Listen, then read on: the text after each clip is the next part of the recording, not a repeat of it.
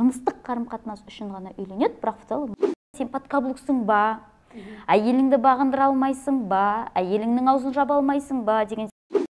Ұрыс басталған кезде біз ойлаймыз ғой, ер адам жаман екен, ол қол көтереді екен, әйелі өзін тілінен тапқан шығар деген секілді нәрсе бар. Бірақ екеудің ұрысына бірге тұрып жатқан кезде бөлмелерін жаппау керектігі, бұл адам ғой деген секілді нәрсе емес, құтырғандығы деп қабылдайтындығында. Екеуінің арасы мамасы арқылы шешілетіндер де бар.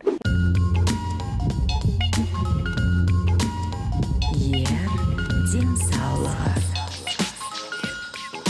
Бұл Ер денсаулығы подкасты. Аида Тұрғазы өте білікті психолог, тәжірибелі маман. Осы ажырасудағы ер адамдардың факторына қатысты, яғни ер адамдарға қатысты тұстарын талдаймыз. Ер денсаулығы. Біз бұл нәрсені білу керекпіз да. Ұрыс басталған кезде біз ойлаймыз ғой, ер адам жаман екен, ол қол көтереді екен, әйелі өзін тілінен тапқан шығар деген секілді нәрсе бар. Бірақ екеудің ұрысуына, немесе жаңағындай ер адамның психотропты өнімге кетіп қалуына, көзіне шөп салу деген секілді бұл әлеуметтік тағы вмешательство деп айтамыз ғой, әлеуметтің кірісуі алып келуі мүмкін. Яғни мен жаңағындай былай әңгімелерді өте көп естідім, және практикамда ең көп кездеседі. Енесіне келін ұнамайды. Келін ұнамайтын болғаннан кейін ол баласынан талап етеді. Мынаны тәрбиеле. Бізде қазір ең шулы, мен атын атамаймын, себебі ол да бір мәдениеттің бірі шығар, бірақ ең үлкен екі шу болып жатқан ажырасу бар. И сол ажырасуда біз түсінеміз, мамасының баласы деген тренд шықты. Яғни біз оны жоққа шығара алмаймыз. Ол нәрсе бар. Мен тәжірибемнен де ең жиі кездеседі. Яғни келін уже кірді, ол бөтен адам. Оны тәрбиелеу керек, ол идеальный болу керек, ол былай болу керек деген секілді. И осы тарапта ер адамның жоқ, ол адам ғой деп айта алмағандығынан, ол да адам баласы, ол да мінсіз екен, мен оның мінсіз екен біліп тұрып алдым деп айта алмайды да, ол тәрбиелеуге кіріседі. Сол тәрбиелеуге кірісу барысында бұл енді туысқандардың жағынан, келінге тікелей ненің болуы.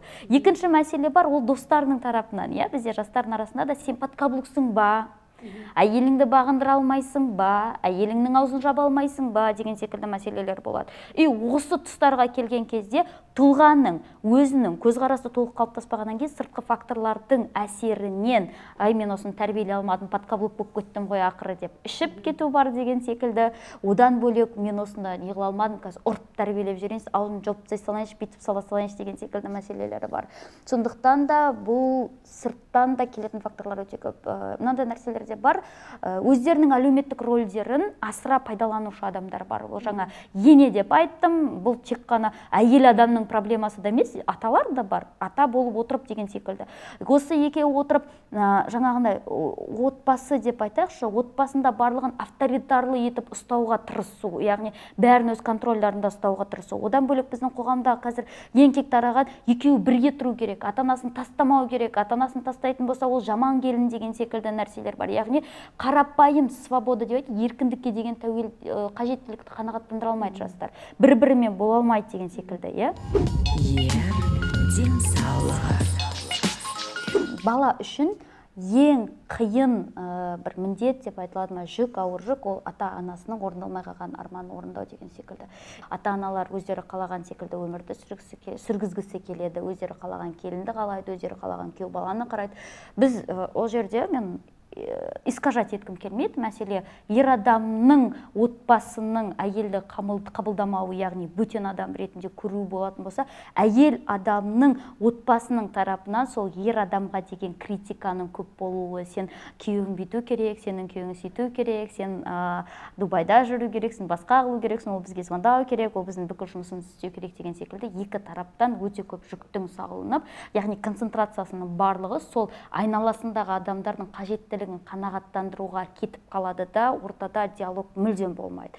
Яғни даже болған күннің өзінде де диалог қалай құрастырылады, біреудің айтқан әңгімесін қалай біз осыны сен орындайсың, сен қалай күшті болып кетесің, сен қалай күшті болып кетесің деген секілді кінәлау, жазалау, критиковать ету арқылы ғана болатындығында ең басты бір проблемалардың бірі, және фонда тұратын деп айтайыншы, ол бір басты проблема ретінде шықпайды, ол фонда тұрады. Яғни барып айта алмайды, мен сендер сөйткен үшін ажырасып кеттім деген секілді, сіз оны дәлелдей алмайсыз да. Бізге кез келген адам айтады да, жоқ, сендер өздерің тіл табыса алмадыңдар, сендер бүйте алмадыңдар, сондықтан да ажырастыңдар. Ал негізгі былай сырттан алып келетін жанама бір факторлардың бірі, мен осыны айтар едім, әлеуметтік араласулар және өте көп міндеттер мен талаптардың қойылуы деп.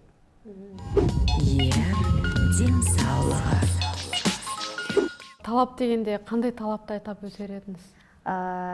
Мен үшін өте шок болған мәселелердің бірі, бірақ қоғамда өте көп кездесетін мәселелердің бірі, ол екі жастың бірге тұруы, былай тұрсын, жақсы, бірге тұруы. Бірге тұрып жатқан кезде бөлмелерін жаппау керектігі, бөлмелеріне кіріп кетсең, не үшін кіріп кеттің деген секілді әңгімелердің болуы. Келесі мәселелерде екі жастардың арасында қаржыларыңды әкеп беру керексіңдер, абсолютно деген секілді әңгіме болуы. Ол келін болсын, ол ұлы болсын, маңызды емес. Яғни қаржылай, экономикалық тәуелділікке бірден алып келіп жатқандығында, бірден ол шекараға, граница деп айтамыз ғой, кіріп кетуі. Пікірлерін айтуға мүлдем рұқсат бермеулері, сен пікіріңді айттың, болды деген секілді. Сен шаршауға болмайсың, сен ауруға болмайсың деген секілді. Тағы сондай бір мәселелер бар. Адам физикалық түргіде жаратылғаннан кейін оның қажеттіліктерімен қатарласып туады. Яғни ол реализацияға қажеттілігі бар, ол естілу, айтылу, яғни өзінің пікірін айтуға деген қажеттілігі бар, өзі қалаған деңгейде өмір сүруге деген қажеттілігі бар да, біздегі қойылатын тараптар сол қажеттіліктерді прихоть ретінде қабылдайды. То есть ол табиғи, ол адам ғой деген секілді нәрсе емес, құтырғандығы деп қабылдайтындығында. Ең басты талаптардың бірі, сен өзіңнің қалауларын мүлде естімеу керексің. Ең бұл жердегі сорақысы деп айтамыз, трагедиясы деп айтамыз, ер адамдардың позициясынан ол как норма ретінде қабылданатындығында. Себебі ер адам сол отбасында өседі, сол тәртіпке өсті, и әйел адамды үйіне алып келген кезде ер адам айтады, бұл біздің отбасының тәртібі сондай, сен соған көну керексің дейді. И әйел адамда мүмкін ол былай болады да, өзі де сондай отбасында өсуі мүмкін, бірақ в какой-то момент ол свободаны көріп алды ғой. Көбінесе әйел адам бір моменттерде свободаны көріп алды. Свободаны көру деген ол оқуға түсті, оқыды, курстарға қатысты. Бізде қазір әйел адамдардың курстарға қатысу, ізденуі көбірек популярнее ғой.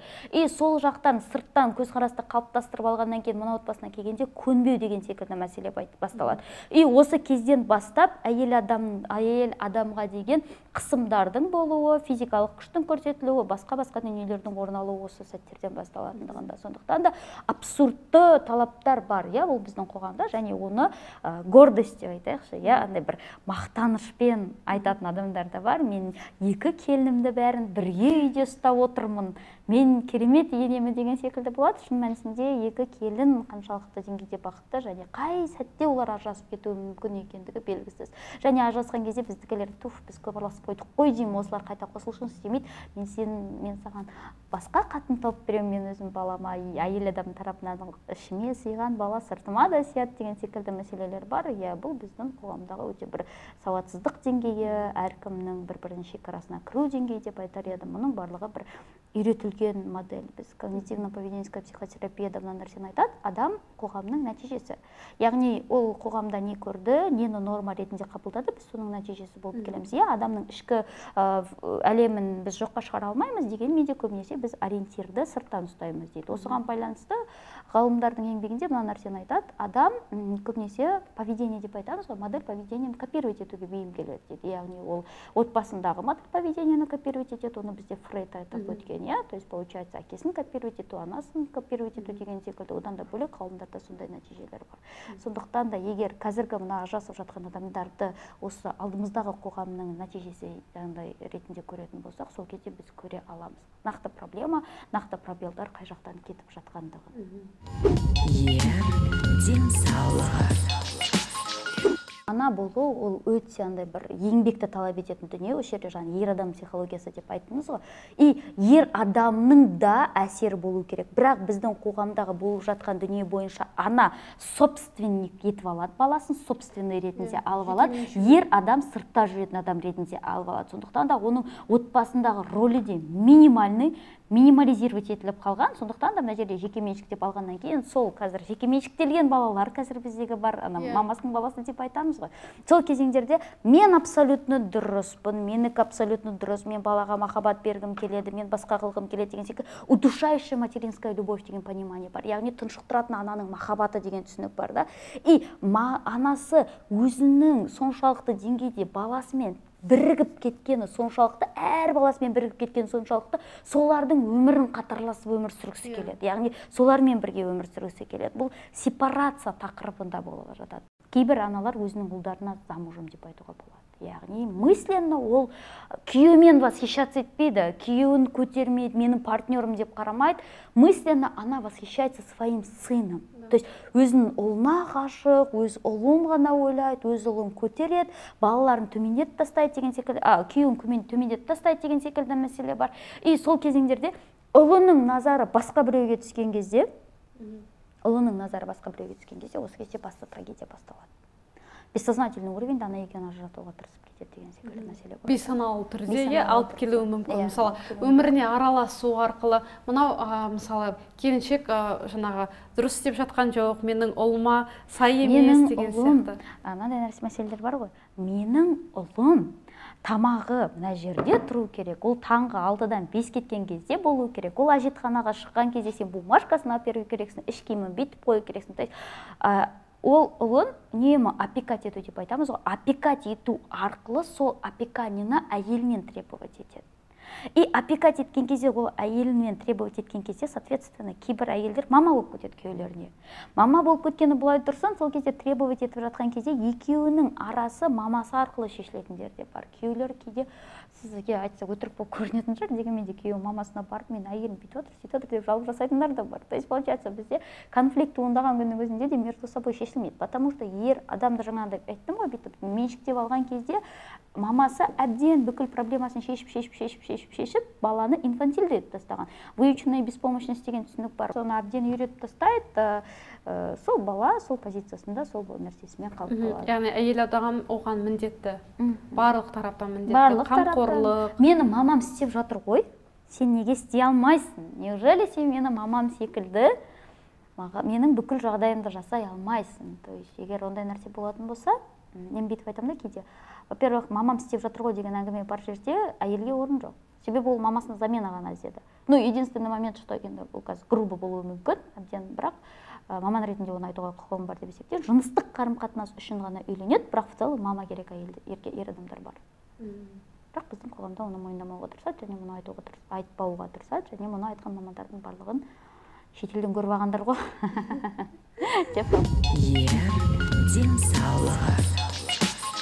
Ер мықты болса болды, әйел үйде отыра берсе болды деген секілді моменттар бар да. То есть әйел үйде отыру керек, ол тарихта болмаған әйелдің жаңағыдай реализация жасалуы, оның өзінің пікірін айтуы деген секілді мәселе. Бұл қоғам сапалы болу үшін екі мүшесі де сапалы болу керек. Яғни екі топ жыныс өкілі де сапалы болу керек. Біз сол нәрседен басталу керек. Сондықтан да қазіргі бір қалыптасып жатқан анасының баласы, басқа деген секілді нәрсе, бұл біздің сапамыздың жоқтығы және әлемді искаженно қабылдайтындығымыз. Яғни мүлдем бүйтіп искажать етіп аламыз да, біз бүйтіп премьерлар аламыз, жұрттан ұят емес пе, бүйтіп анау жалғыз бала болып алып бөтен тұрып жатыр ғой деген секілді әңгімелерді айтып жатады. Сол нәрседен қорқу арқылы біз самовыражаться ету деп айтады, біз самовыражаться ете алмаймыз, пікірімізді айта алмаймыз. И сол кезде айтады, енді анаңды таңда, я мені таңда деген секілді.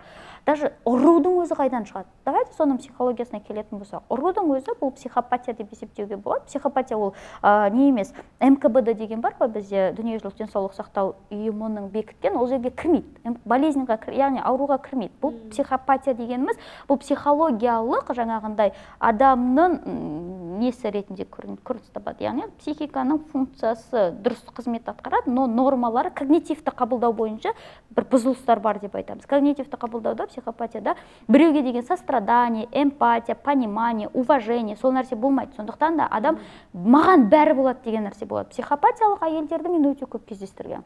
Менің ұлым өзім білем деген секілді нәрселерді айтады. То есть сіздің ұлыңыз біреудің қызын алып отыр, және олардың арасында бала бар, ол да қызық емес. Алып кеттің ба, ол баланы әкеме бізге деген секілді мәселелер бар. Енді соңғы болған оқиғаларда аяғы ауыр әйелді үйіне әкеп тастап дейді. И ол мақтанады, сол нәрсе мен мамамның баласымын ғой деген секілді нәрсе болады. Бұл жерде психопатиялық әйел мен еркекті көруге болады. Яғни мына жердегі тұрған қыз балаға және де енді туылатын балаға ешқандай да эмпатия жоқ, сыйластық жоқ, бессердечность деп айтады ғой, тас жүректік танытып жатқандығында. Бұл жерде біз не айта аламыз? Нарушение ретінде ғана айта аламыз. Мысалы 30 жастағы дерек, осы өмірге түсіргенге дейінгі түсінігінде ол ана идеал, иә.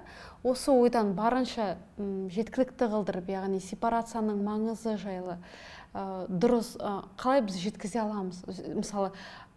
Мысалы, не айтып жатырсың деген сияқты, мидың қабылдамауы ол деген былай ғой деген сияқты 30 жылдық өмірлік құндылығын былай қарағанда, білесің бе, бұл негізі дұрыс емес деген ол оңай нәрсе емес, және жеткізу оны оңай нәрсе емес. Қалай біз жеткізе аламыз жаңағы ана жақсы, бәрі ана жақсы, бірақ та сен отбасыңды сақтағың келсе, сен жеке адам болып тұрғың келсе, анаңмен кішкене шекараны орнатудың қажеті бар болады. Себебі мені тәжірибемдегі оқиғалар деген сияқты. Ең бірінші, просто мен тәжірибемдегі бір нәрсені айтып кетейін. Егер әйел адам мен ер адам маған бірге қатарласып консультацияға келді, ерлі-зайыптылар. Ең қызығы бірнеше ерлі-зайыпты қатар келді. Ең қатты ұнағандығы ер адаммен мен бірінші бөлек өткіземін, себебі конфликті ушығып тұрған кезде мен бірге қабылдай алмаймын екеуін. Және бөлек өткізген кезде ер адам қазір қарсыласпайды көбіне көп келген кезде. Ешқайсы қарсыласқан жоқ, олар айтты. Бірге тұруларыңыз келе ме? Ол бірінші сұрақ. Сақталу мүмкін бе бұл отбасын деген секілді. И сол кезеңдерде қазір мен мынаны айтқым келіп жатыр да, ер адамдар не все такие. Есть бәрі ондай емес, бір мөлшердегі орта бір топ бар, қабылдай алады ол әйел адамның әйел екенін, басқа екен деген секілді. Екінші мәселеде неге? Біріншіден қараңыз, бір әлеуметтік роль, яғни ана әлеуметтік ролі оған бүкіл жаңағыда сен оның идеал екендігін, мінсіз екендігін, керемет екендігін көрсете алмайды. Немесе бір әлеуметтік ролі оның екі тұлғаның арасында, немесе бала болатын болса, 3-4 тұлғаның өмірін шешуге ешқандай құқық бере алмайды. Бұл логика тұрғысынан алсақ, біз соны айта аламыз. Яғни ана деген бір әлеуметтік роль, немесе әке деген бір әлеуметтік ролі, оның өйтіп утрированно қабылданбау керек. То есть сіз содан холодный разум деп айтасыз, сол холодный разумнан отталкиваться етіңіз. Екінші мәселе бар, сіздің алдыңызда тұрған адам екенін ұмытпаңыз. Ол адамның өзінің бір тәжірибесі бар, ол адамның мінсіз емес, ол адам басқа сол нәрсені ұмытпаңыз. Яғни сіз абстрагироваться етіп, біздікілер абстрагироваться ете алмайды. Абстрагироваться ете, сырттан қарау, бір проблемаға басқаша көзқараспен қарау деген секілді нәрсе жоқ та, біздікілерде не нәрсе бар, проблема бар. Кінәлі, кінәсіз деген ғана бар да. Сен кінәлісің, мен кінәлімін. Болды, басқа ештеңе абсурдация етілмейді деген секілді. Сондықтан да ер адам болатын болсаңыз, және үйіңізде конфликт болып жатса, анаңыз бен әйеліңіз конфликт болып жататын болса, сіз түсініңіз, екеуі адам, и это нормально. Но вы причина ана жерде болу керек. Менің анам болған үшін ол дұрыс деген нәрсе, ол сіздің тарапыңыздан неправильно, это не объективно, ол какой-то субъективный нәрсе екен. Менің анама бәрі болады деген нәрсе болатын болса, тоқтаңыз. Осы жерде әйеліңізді де, анаңызды да жайына қалдырыңыз да, психологқа қарай жүгіру керексіз. Білімді ала білу де керек. Негізі білімді адам ала білу де керек, және миында қорта білу де керек. Ана жаңағыда жұмақтың кілті ананың астында сөзімен қатар сен әйеліңе жауаптысың деген нәрсе бар да. То есть екеуі қатарласады. Әйелің үйленбес бұрын саған 3 талап қоюға құқығы бар, және ол жерде шектелмеген. Оның талабының ішінде анаңмен екеуіңіз бөлек отбасы болып тұрайық деген талапта болуы мүмкін, это допускается. Яғни сауатсыздық немесе білімсіздіктің нәтижесінде біз ең қатты пропагандироваться етілетін біз уағыздарды, пропагандироваться етілетін көзқарастарды білеміз да, басқалары тысқары қалып жатады. Мен оны айтар едім.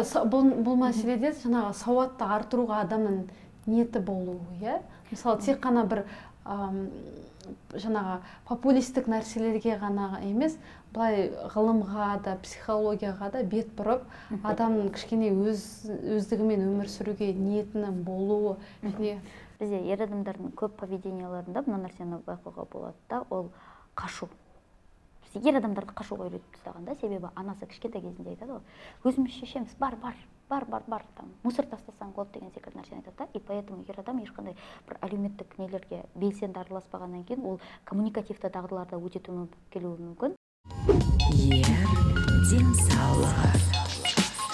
адамдардың пайдаланып жатқан ақпараттарының, яғни ақпарат бізде көбінесе қоғамды тәрбиелейді ғой, бұқаралық ақпарат құралдары болсын, немесе әлеуметтік желідегі алып жатқан ақпараттар, ол көзқарасты қалыптастыруға мүмкіндік береді. Сол көзқарасты қалыптастыратын каналдардың дұрыс болуы өте маңызды. Тек біз сол арқылы, және қоғамда обсуждение деп айтамыз ғой, обсуждение арқылы бір нелерді, қақтығыстарды туындату арқылы, соған дұрыс көзқарастарды пропагандировать ету арқылы ғана қалыптастыра аламыз. Себебі бұл да кішкене болсын әсер етеді. Дегенмен де жабық адам, ол алдына барып түсіндіріп тұрсаңыз да, ол жабық болуы мүмкін. Сондықтан да тек қана алынып жатқан ақпараттардың дұрыс болуы. Тіпті соңғы күндері мен байқап жатқандығым, жаңағыдай үлкен конфликттер болды деп айтып жатырмын ғой, соның өзінде қоғамның, елдің алдында жүрген адамдардың да көзқарасы дұрыс емес. Яғни оларға жаңағындай өздері қойш соларды құттырған ғой, басқа деген секілді тақырыптарды жаба салу, яғни оларға қарайды ғой адамдар, оларға қарап бір пікір қалыптастырады, біз оны жоққа шығара алмаймыз. Сондықтан да ел алдына шыққан адамның, ол эксперт болсын, ол басқа болсын, тіпті психология саласында жүрген эксперттердің де айтатыны бар да, сен кешіріңіз, енді дегенмен де бірақ сен шекараң жоқ, сен тыңдау керексің, сен жұмақтың кілтін алу керексің, басқа болу керексің деген секілді мәселелерді айтып жатады да, бұл жерде граница туралы абсолютно түсініктер жоқ. Сондықтан да беріліп жатқан массовый информация деп айтамыз ғой, сол массовый информацияны фильтр жасау арқылы және сау қоғамға сәйкес фильтрларды, ақпараттарды беру арқылы ғана біз әсер ете аламыз. Бірақ ол нәтижесін береді, бермейді деген мәселе, ол өте үлкен сұрақтардың бірі.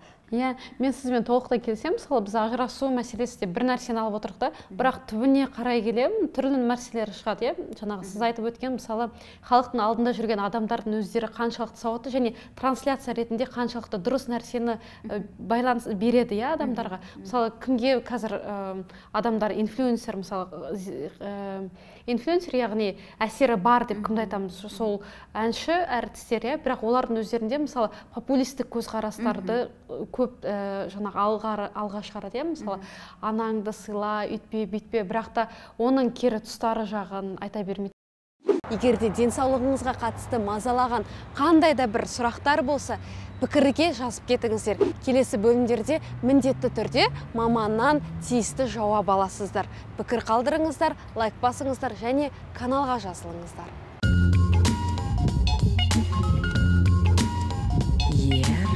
Денсаулығы. Бұл Ер денсаулығы подкасты.